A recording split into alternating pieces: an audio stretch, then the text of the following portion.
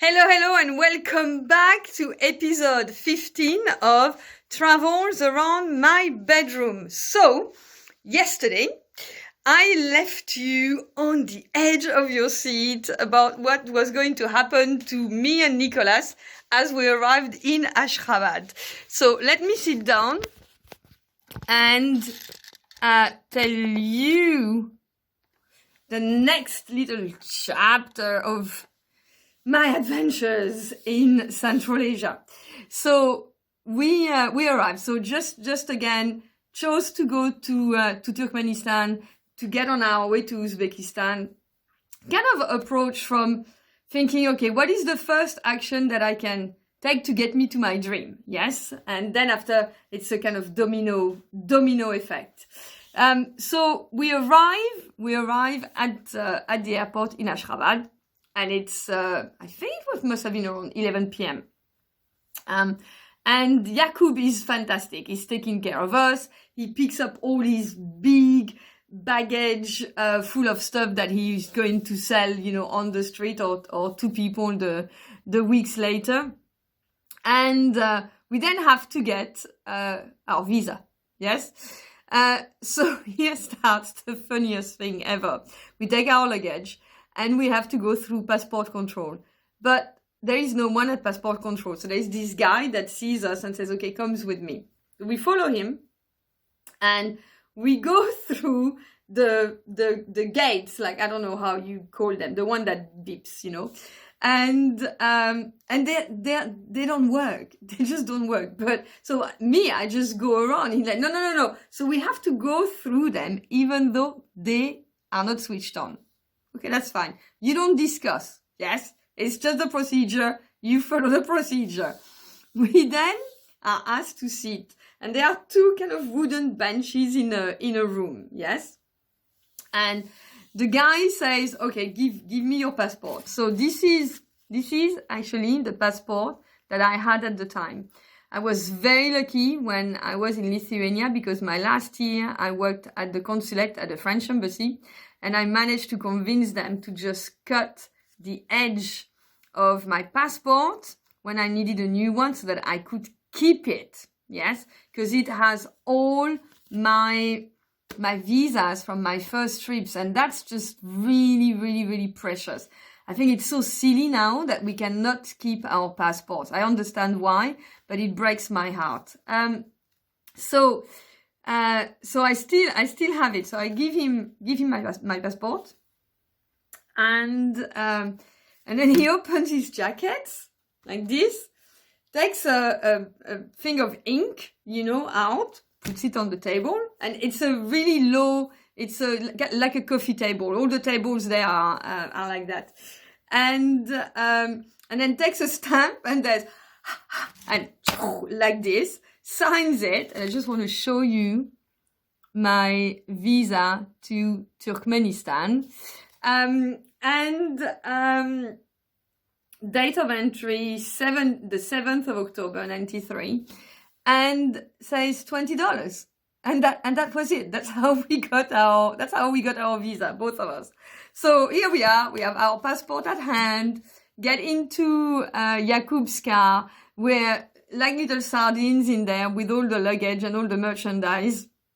And we are in this small Lada, which is powered by a gas button, which is to be the case, in the USSR.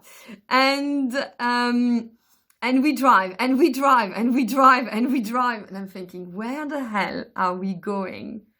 And we arrive in this place, which is a kind of an estate. That's what I would say. And you have a lot of those in the USSR. I had many in Lithuania as well.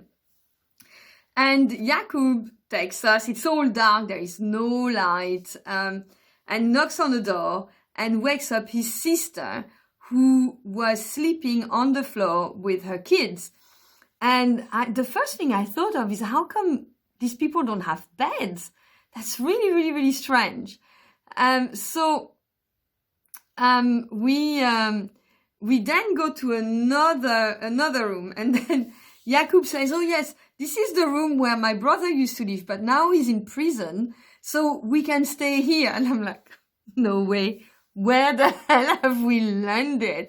But it's okay, you know, Nicolas is with me, so I'm thinking it's, you know, if I need a bodyguard, I've got someone, although he's not really shaped as a bodyguard whatsoever, and I don't think he would ever pick up a fight with anyone. He's as soft as butter. But we get in there, and in the room there is like a small coffee table, no chairs, because you have to just sit cross-legged. I just realized that it's not the best camera angle. So you just cross your leg like that, sit down. And there are no beds. But they have mats that they have rolled. And when I ask Jacob about that, he says something that I will never ever forget. He says, we sleep on the floor to keep our back straight so that we never bend under the power of our enemy. And I just thought, wow, that is incredible, you know.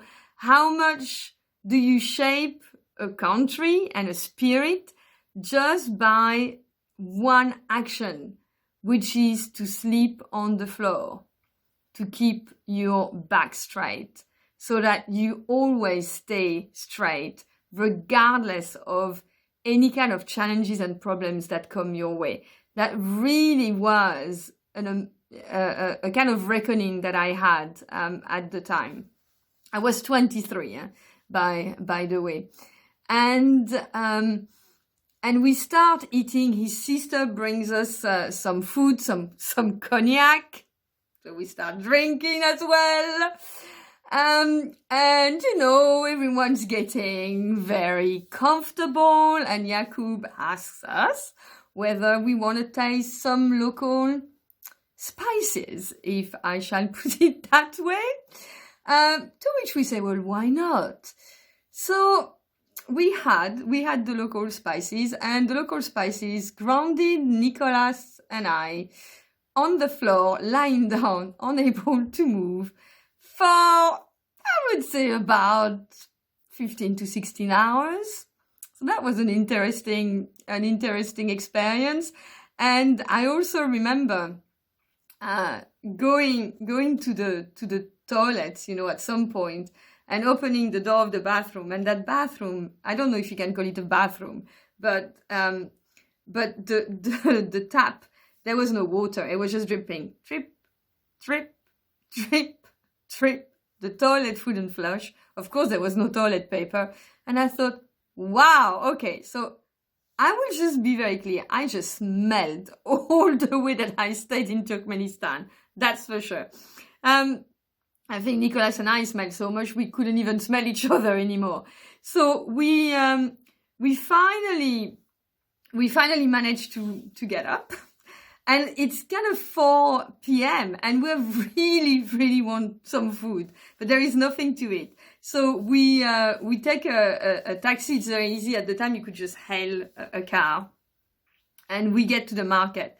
And at the market, the only thing that's left are herbs like parsley and chives, yogurt, lettuce, which makes me so happy because I consume a lot of lettuce. I'm a little rabbit. Like, you know, I love rabbits, and I am actually one.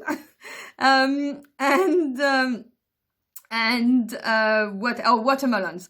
It was incredible. I had never seen so many watermelons in my life. You didn't have watermelons in France when I grew up. And the men were just lying like this, on their watermelon, just sunning, you know. And it was just funny. So that's all we had. That's all we had for dinner.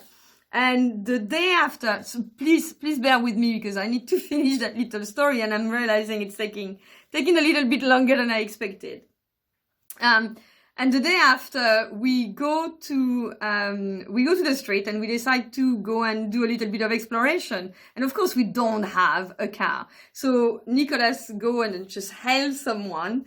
And you know, we look like tourists. We look like we shouldn't be there anyway, because at that time, there was no tourist, especially in Turkmenistan. So we have this guy stops, and he's actually Russian, and his name is Boris. and we discuss with him a price so that he can take us all over the place.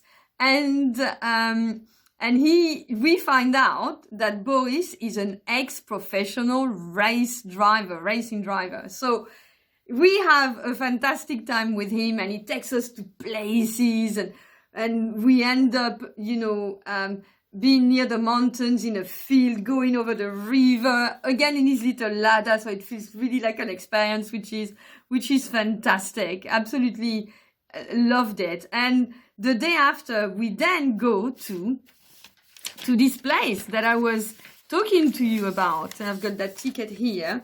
Oh, look! I didn't see that. It's a postcard from Ashgabat with a little rabbit ready to eat lettuce. You see, this was made for me. I didn't even see that. Amazing.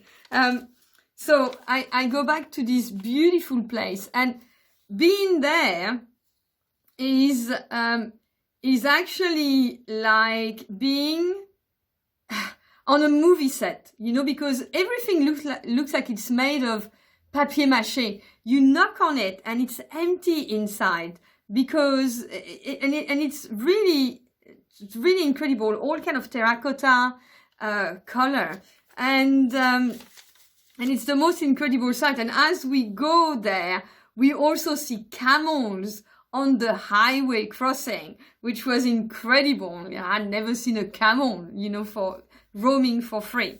And the one thing that I told you earlier that I wanted to keep was this, which is amazing. And if you read Russian, that would be great. If you don't, maybe you can guess. But it says telegram. This is a telegram that Nicholas sent to his family, saying where we were and saying that we were all okay. And there might be even people, watching this not knowing what a telegram is, but that's just amazing. And as a map, here we are, Turkmenistan and Uzbekistan, and we were, I think, oh my God, I actually didn't see, yes, here we are. So that's called Mary or Merv. That's actually where we are. And this map we actually got from the consulate. When we got to Ashgabat, we went to the British consulate because the Brits are the best at maps, and he gave us that so we could orientate ourselves. One thing that you need to know is that, and I don't know if I've said that already, maybe I have, and I'm repeating myself, but we didn't actually have map in Lithuania to know where we were going. So I just wanted to finish this. Thank you. It's been a long time. Tomorrow I'll speak to you about Uzbekistan, and I have beautiful objects to show you. But the one lesson that I wanted to finish on is really that lesson of keeping a straight back, and for me it's a lesson of how will you show up today? What kind of person are you going to be, and how are you going to face the challenges head on so that you can still keep standing up even if the wind pushes you over? So there it is. Thank you so much for staying with me, and I'll see you very, very soon. Bye.